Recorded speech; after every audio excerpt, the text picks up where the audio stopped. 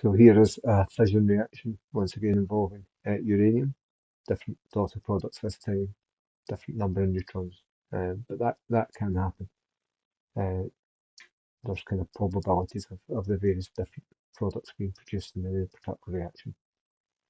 But what's different in this example is now we can look at the detailed mass values involved.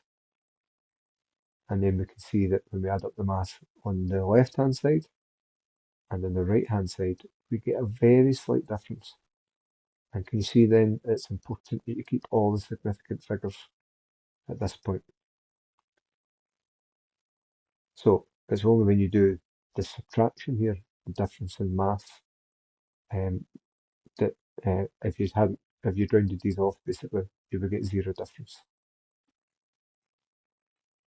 So we get 0.003 times 10 to the minus 25 kilograms. And it's that mass difference which we use as our m in the E equals mc squared equation. That's converted into energy. So we plug that into E equals mc squared, we get 2.7 times 10 to the minus 11 joules. And let us say, at atomic scale, that's quite a large amount of energy. For comparison's sake, we'll see when we go on to look at things like photons of light. Their energies tend to be around about 10 to the minus 19. So you're talking about 8 orders of magnitude bigger from this one nuclear reaction than you might get from a single photon of light.